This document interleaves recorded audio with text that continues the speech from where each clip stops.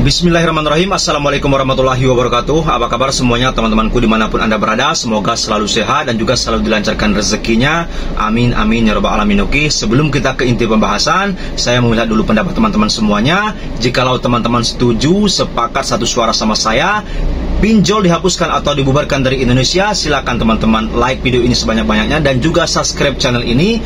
Dan kalau seandainya teman-teman tidak setuju pinjol dihapuskan atau dibubarkan dari Indonesia, teman-teman tidak usah like, tidak usah dukung channel ini dan tidak usah subscribe. Oke, saya mau melihat pendapat teman-teman semuanya. Berapa banyak teman-teman yang setuju dan berapa banyak teman-teman yang tidak mendukung pinjol dihapuskan. Oke, nah di sini kita mau melihat teman-teman semuanya tipu daya muslihat dari pinjaman online. Oke, bagaimana bekerja tipu daya muslihat dari pinjaman online ini saya akan jelaskan kepada teman-teman semuanya. Oke, pertama kali kita berurusan sama pinjaman online itu sangat mudah atau sangat gampang. Oke, kenapa sampai seperti itu? Karena pinjaman online akan memudahkan Anda, membiarkan Anda masuk ke dalam lingkaran mereka. Oke, seperti apa kerjanya? Nah, ini saya akan menjelaskan, teman-teman simak. Oke, misalkan saya sendiri, oke, saya ambil contoh saya sendiri mau minjam pinjaman online misalkan di aplikasi Indodana.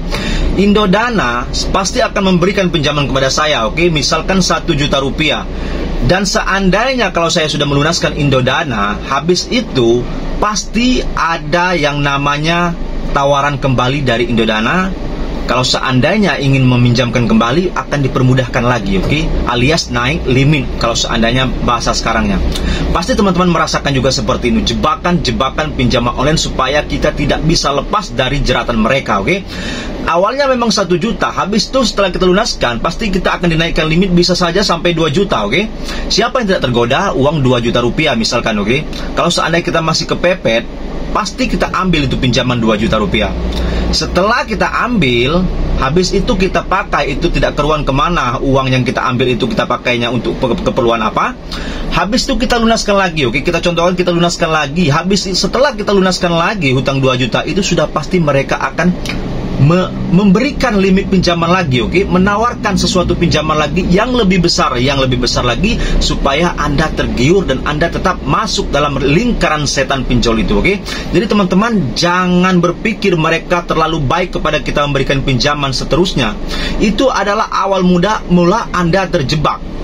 Anda terjebak di pinjaman online, oke, saya jelaskan. Setelah Anda mendapatkan limit 2 juta, Anda ambil kembali, habis itu Anda naik limit, diambil kembali. Nah, disitulah ketika bulan selanjutnya Anda tidak mampu membayar, nah disitulah Anda akan terjebak, oke. Di dalam dunia ini pasti roda berputar, oke teman-teman semuanya. Tidak mungkin kita bisa membayar hutang kita secepat itu ataupun tidak pernah menunggak, itu mustahil, oke. Kebanyakan 90% para nasabah pinjol itu banyak yang telat bayar ataupun banyak yang tidak bisa membayar lagi pinjaman-pinjaman.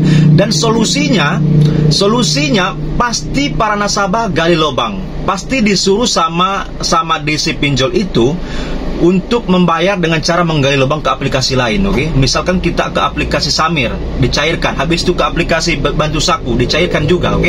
Kita lunaskan ke aplikasi yang tertunggak tadi. Nah, disitulah Anda terjebak gali lubang tutup lubang di beberapa aplikasi yang awalnya punya satu aplikasi saja. Karena Anda kepepet untuk melunaskan pinjaman yang pertama tadi, Anda terjebak pinjaman online tidak tahu sampai kapan, bahkan sampai seumur hidup Anda tidak bisa lepas dari pinjaman online, oke. Makanya jangan pernah Anda tertarik kalau seandainya sudah Anda lunaskan, tidak ada keperluan lagi, jangan ambil lagi limit pinjaman yang ditawarkan para DC pinjol. Itu akan menjebak hidup Anda selamanya dan Anda akan bisa rusak hidupnya, oke. Tidak tahu sampai kapan merawat pinjol setiap hari, setiap bulan, setiap minggu, oke, setiap tahun tidak pernah lepas dari pinjol, oke. Jadi teman-teman semuanya, jangan Anda ambil resiko yang terlalu besar gara-gara pinjaman online ini, oke. Sangat berbahaya.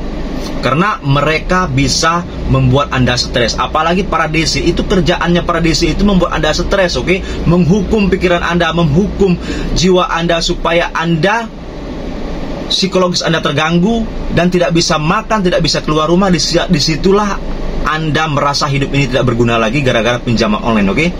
Masih mending kalau teman-teman misalnya kuat mental. Terjadi Anda tidak kuat mental, ditagih ke kontak darurat Anda, ditagih ke orang tua Anda, ditagih ke saudara Anda, ke perusahaan Anda. Nah, di sanalah Anda malu, tidak bisa lagi membayar, dan Anda bisa saja melakukan apa saja, menjualkan aset ini, aset itu untuk melunaskan. Daripada malu, mendingan ditutup hutangnya. Itu yang terjadi kalau Anda tidak kuat mental.